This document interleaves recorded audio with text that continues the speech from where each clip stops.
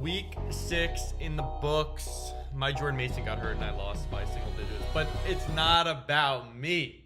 All your games are resolved, but we have Monday Night Football on in the background, just in case. But it's halftime, so that's actually going to be distracting. Should I turn it off? You can enjoy the commercials. If you get bored of my face, you have something else going on. We had a good amount of games that were just simply not that close.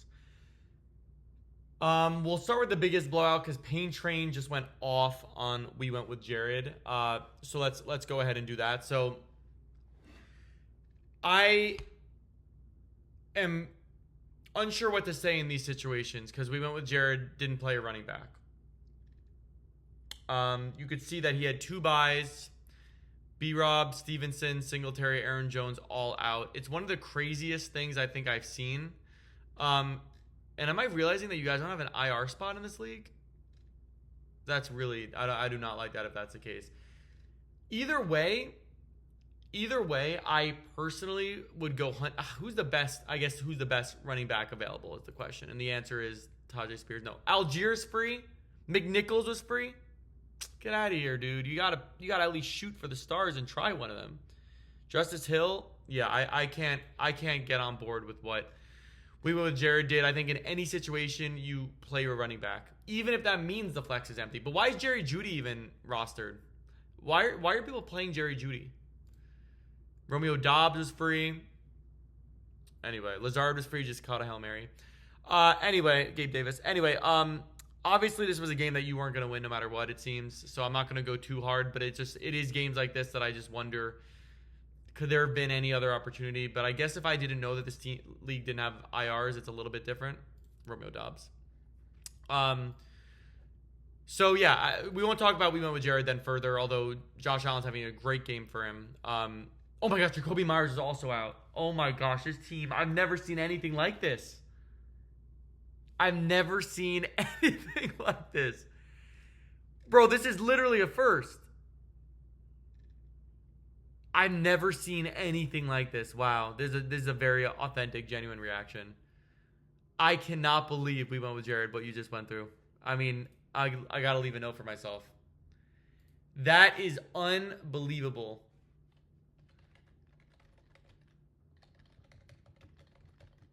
Okay. Wow, that's crazy. All right.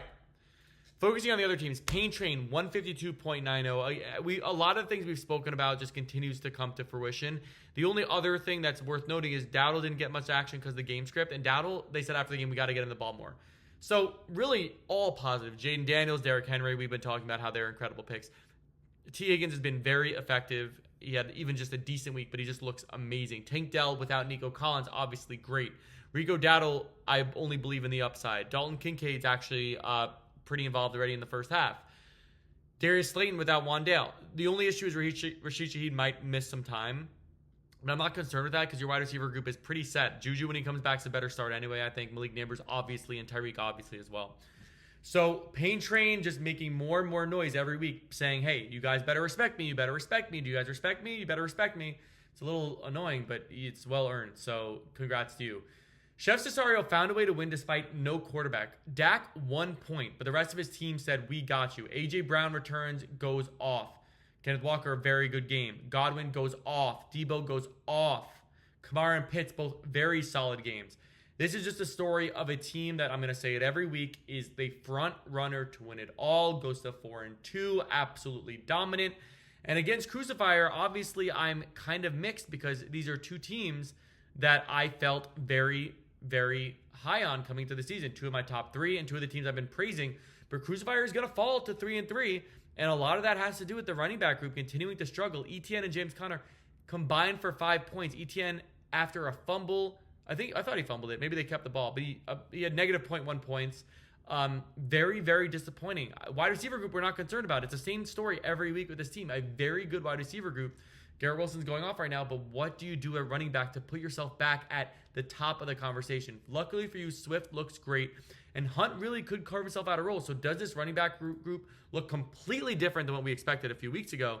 The answer may just be yes, but even with those new guys, is that strong of a running back group? I do not know the answer to that. So we'll have to keep in touch on that. Wow, some crazy storylines with these first few games. Untouchables falls in a close one, 150 to 137. And this game is one where I would have been okay with either team winning. For Untouchables, Devontae Smith still does great, even though AJ Brown came back. McBride finally gives you a good game. Jameson gives you another great game. Your defense and kicker continue to be great. Pollard continues to be solid. Chase Brown kneeling at the one, frustrating, but I don't think that would have made the difference even with scoring in this league. So, Untouchables falls to 1-5, and I'm still not going to dun chain him, but at some point you're going to force my hand. At some point you're going to force my hand. You are a good 1-5 team, and I will say that. With confidence, I will say that. Dust in the Wind. Oh, someone's chatting. I'll see what people are talking about and react in real time. Dust in the Wind, a big win to go to 4-2. And again, this is a team that is good, not great in my opinion, but Kittle's huge performance, Baker's massive performance, Hubbard continues to be great, is separating this team, and McLaurin as well. But with this team, it's all, if Burks comes back, does Hubbard continue to be very good? He probably won't. If he does, then you're probably good. But keep in mind, Rachaad White's stock is going down heavily. So with that, you really need Hubbard to be that guy. If not, is it a true 4-2 team? I'm not really sure. Anyway, Dust in the Wind just said, what a catch. As I was talking about his team, wow, that's fate. On the flip side, Electric, another 4-2 team, and this is a team that leaned on a banged up James Cook that yesterday I thought it was pretty clear wasn't going to play. Another managerial mistake, and it didn't cost him, but it's something that I continue to evaluate teams based on this type of stuff.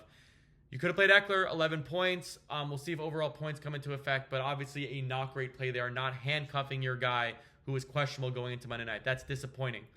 The good news for you, Jalen Hurts with his receivers looks great. Drake London still looks good, and Keenan Allen finally has a good game. I wouldn't trust him personally, but whatever. The main storyline is Joe Mixon's back, and he looks fantastic as well. He's on my team, so I'm feeling good as well, so hopefully you do. Banditos falls to 2-4. It's a good 2-4 team. It's a really good 2-4 team. Monty, 22 points. Amon-Ra, great. Josh Jacobs looks good. Lamar is great. Olave's concussion cost this team, and it's a massive frustration, but the bright side is if Shaheed misses a few weeks, it's just a concussion for Olave. I believe in Olave. I just traded for Olave. I believe in Olave. So let's see how he does. And Najee's looking good too.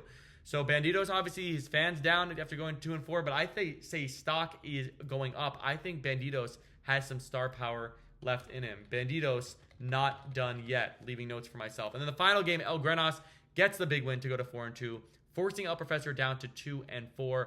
El Professor, bad luck, just as I did. Jordan Mason gets hurt. Didn't cost you this week. It wasn't close enough. But kudos on the Tracy start, of course.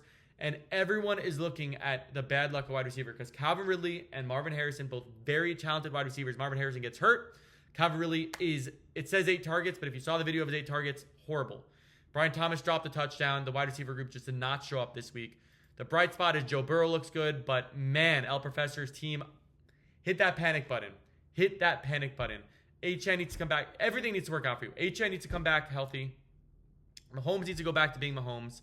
And you need Mason to also be healthy and McCaffrey not to come back soon for me to say this team could still compete. El Grenas, 145 to 105. Every guy for you basically at least gave you a solid performance. But you did have some incredible performances. Bijan gets in twice. Gibbs, a solid game. Stroud, a very good game. And Bucky Irving starts for the first time and shows that he could be the future starter on this team. So you're able to do this all without Worthy, who was on bye. Kupp still hurt. Jonathan Taylor, who's hurt. I think this team really could make noise. El Grenas is another one of those contenders. So it's perfect timing because the game's about to come back. But I do just want to say that we have to stop. We have to stop with the starting guys that are not hurt. I'm curious to hear back. Not starting guys, leaving spots open. It's very tough for me to see. Very, very tough for me to see. So with that, I will say that there have not been a trade since September 27th. This may be the time for some of those teams that just fell to 2-4, even 1-5. No done chains yet, though. No done chains yet. Let's see what happens next week.